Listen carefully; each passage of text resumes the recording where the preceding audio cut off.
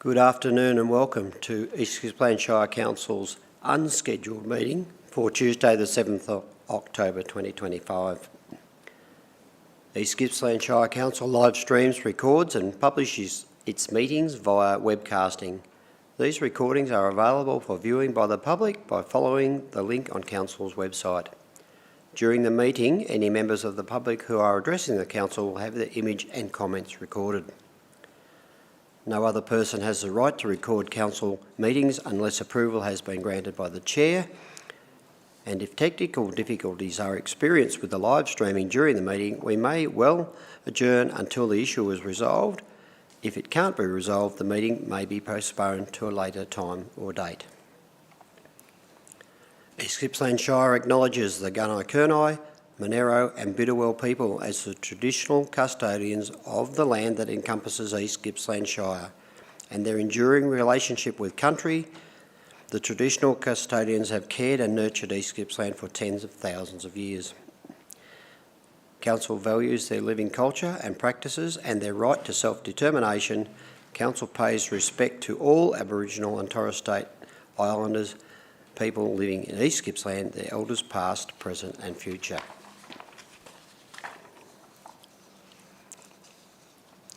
In accordance with Rule 4.3-3 of Council's governance rules, Fiona Weigel, Chief Executive Officer, in consultation with myself, the Mayor, and councillors, has called an unscheduled Council meeting to consider an item relating to Council business. As required under the Rule 4.3-6 of Council's governance rules, the CEO has given notice of this unscheduled Council meeting on our website. So for today at 1.3 we have the item of apologies, but I may say that there are none for today's meeting.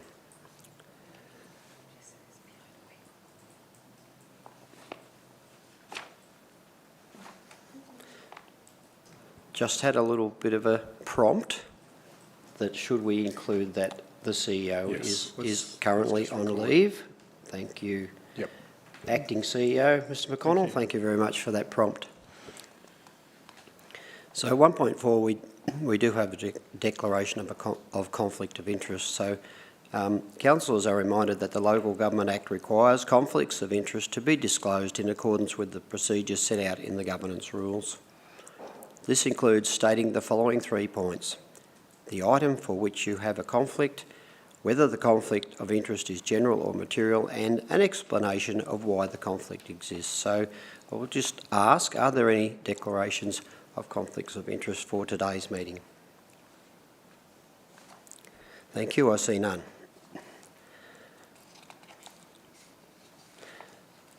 So as no conflicts of interest have been declared, we will now proceed to item 1.4, confirmation of minutes.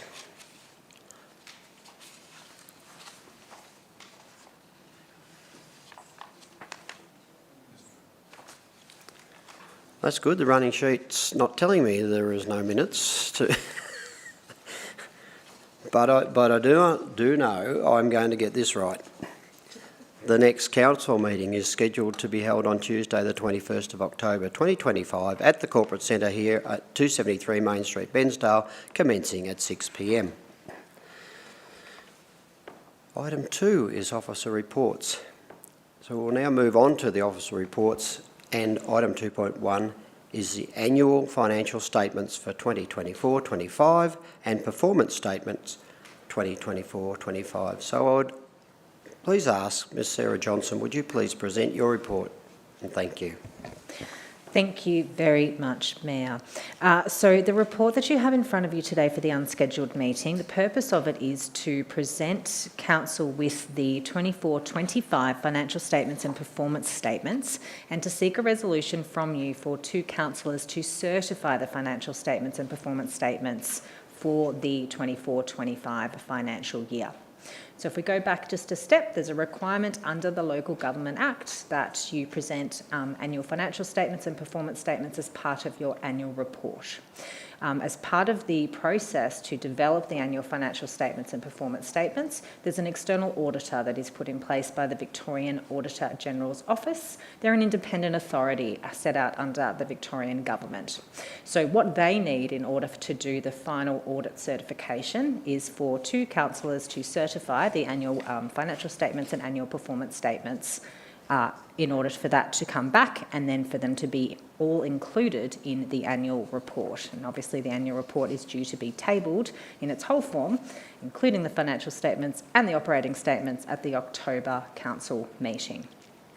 So, some other pieces of context before I throw to our Chief Financial Officer to run you through some of the financial performance parts of the report is that the Audit and Risk Committee met this morning to consider the draft annual financial statements and draft performance statements and to, as part of their role, to recommend in principle that both sets of statements be accepted by the council group. The Audit and Risk Committee also had a presentation from the external auditors, obviously appointed on behalf of the Victorian Auditor General's Office, to give the Audit and Risk Committee assurance of how the audit process unfolded and any key recommendations as part of that audit process. Really pleased to advise that from a draft perspective, the statements, the audit opinion is that the statements are presented fairly, which is really fantastic news for everybody across council and a real testament to the support of the finance team and the work with the external auditors to develop these financial statements this year. I'll now throw to Ernest, who also gets to certify the statements as part of his role, and he's just going to take you through some of the key results for the 24-25 financial year. Thank you. So I am hoping that everybody had a chance to look at the accounts, and if you did, well and good for you. I'll touch on the bigger points that are contained in the accounts. I think as at the end of every financial year, we look forward to having a surplus, and we achieved that, and that is consistent with last year as well. We ended with a surplus. One of the purposes of having a surplus in the first place is for us to be able to know that we are operating, we are still in business. In other words, we are managing our income, we are also managing our expenses. So it's very important for any council to have a surplus. If we are in negative, then that's totally a red flag right from the very beginning. But I think it's clear we are moving consistently across the 2 years. If you compare 2024 and 2025, 2024 we ended up with 22 million, and 2025 we ended up with 25 million, which is a slight increase. Where is most of our income coming from? I think you can see from the accounts that much of it is coming from rates and charges, which should be, because rates and charges, we are in the business of serving the community, and they pay rates and charges for the services that they get. And the income increased from 69 million to 72 million. It's a marginal increase. It's not a big increase, but nevertheless, it does contribute to a bigger portion of our revenue. Grants, the bigger portion of our income also is coming from grants, whether it's capital grants given to us for the purpose of constructing assets. Last year, 2024, we had grants of 5 million, and we had grants of 22 million, and then we ended at 2025 with 21 million. There was a significant increase in operating grants from 5 million to 35 million. Just giving you a flare of where the major sources of income, what they were. 2 major expenditure items are materials and services, for good reason, because we provide services to community, and much of what we are buying is going to the maintenance of equipment, maintenance of parks and gardens, road maintenance, and so on and so forth. So it's a huge item on our expenditure. And then comes staff that actually do the work. So that is a major expenditure as well. Moving over to the balance sheet, certainly being a finance person, we kind of love to talk about accounts. So if I miss something that is of interest to you, please, by all means, you can always raise it up later on. The balance sheet shows us the state of the council's financial position at a particular date. Of particular interest for us as accountants is often how much money did we end up the year with. So overall, in terms of cash and cash equivalents, we went down. It's not always a bad thing for us to have less cash, especially if projects are moving on, because the reason why we get some of the funds is so that we can invest it in assets. So there was a decline from 117 to 86, showing us that we are implementing projects as well. Looking at liabilities, on the liabilities aspect, the most important thing to watch out for is usually how much loans did we acquire. It shows that we are paying down loans instead of acquiring more, which is a good position because most councils are settled with a lot of loans because they are borrowing so that they fund asset construction. I'll just skip a number of other things. I'll go to page 20. I want to talk about if you have missed it, just to show you that there was a statement that was prepared in relation to the capital works, which is on page, sorry, I'm just trying to go to the page straight away. So the statement on capital works does help us to identify and explain the various components of capital works and how much we have spent on it. So I'm just running through it quite, sorry? Page 22, sorry, yeah. So it's good that people have read it, so you can remind me as well. So on page 22, you can see the classes of assets, the classes of assets that we have spent on in terms of investing, which shows that there's still a lot of work to be done. But nevertheless, work is moving on, especially replacement of equipment. We are replacing equipment, and it's an ongoing task. It's not something that will be done in 1 year, but every year there will be this item appearing every time. Yeah, I'll probably stop there and give you back. Thank you, Ernest. Appreciate that and appreciate the detail that you went through there as well. Two other things from my end. So I just wanted to point Council's attention, and we have talked a lot about financial sustainability indicators. They've been a theme of our budget process and also our long-term financial plan. So I'd just like to note again that all of our financial sustainability indicators are sitting at a low risk rating, except for our underlying deficit, which again, we reported an underlying deficit for this financial year. So remember that the mechanism and one of the things in the council plan for this financial year moving forward is to develop a financial sustainability strategy, and we've commenced the work on that particular piece as well. Of the two particular areas that were over budget, one of them was employee costs, and we also had some asset write-downs.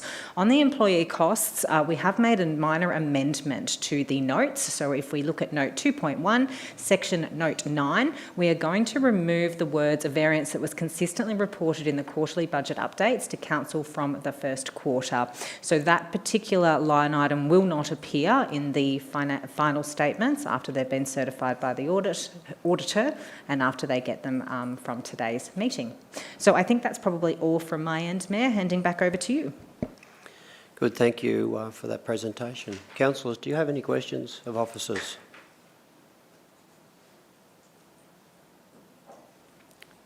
Well, I see none. So councillors, there is a recommendation in the report, so I will now call on any councillor to move a motion.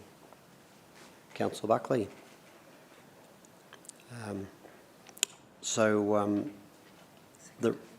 The recommendation is displayed on the screen. Oh, good, it's come up in front of me. I don't have to crane my neck.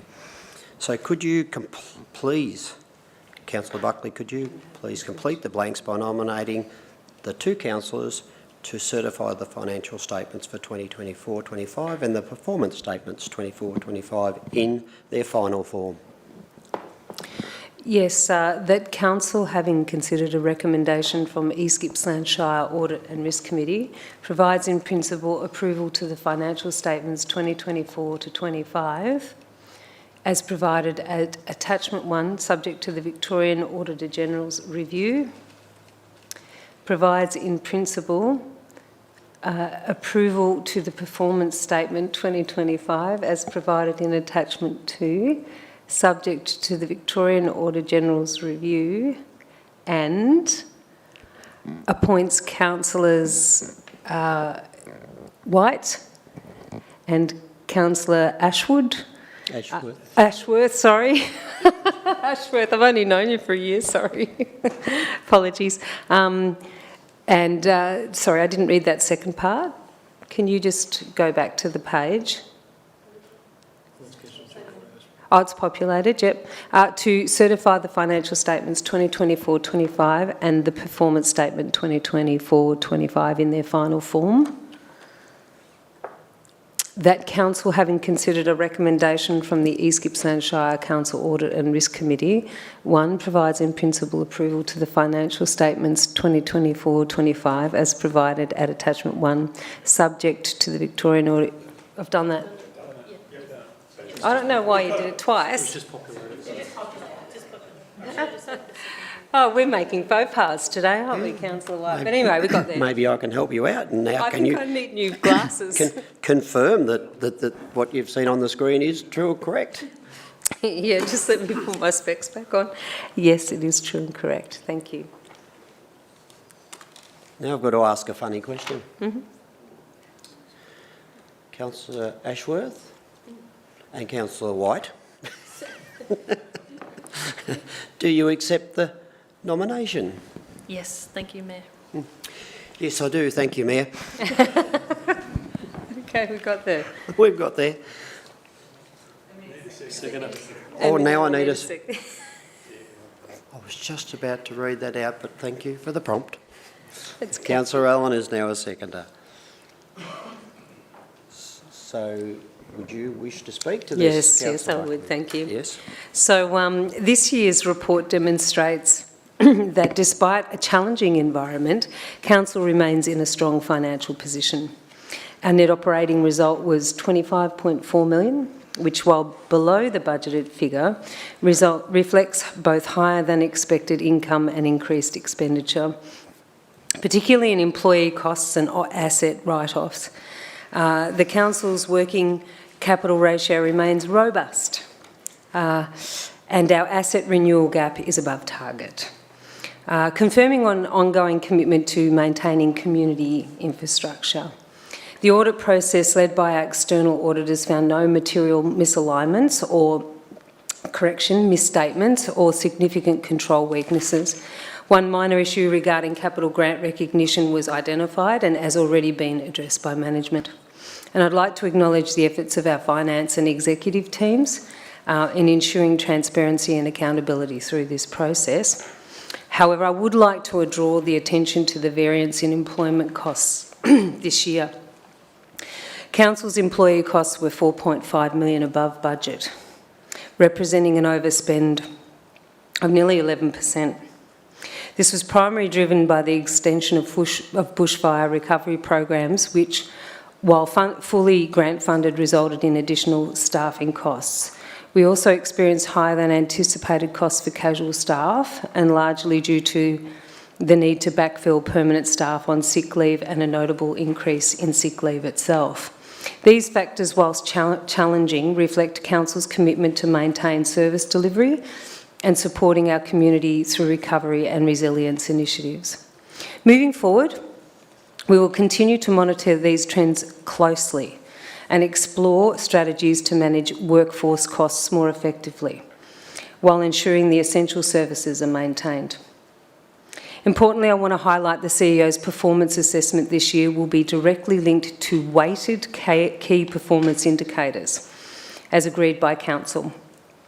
This ensures that our executive leadership remains accountable for delivering on the priorities and outcomes set by this Council, and that performance is measured against clear agreed benchmarks.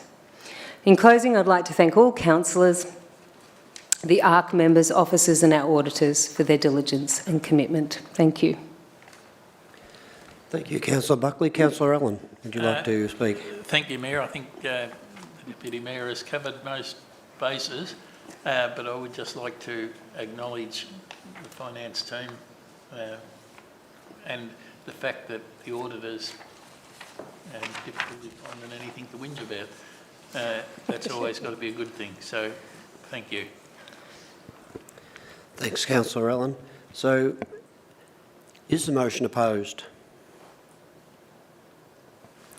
I see none. So would anyone else like to speak? Councillor Eastman. Thank you, Mayor, and through you.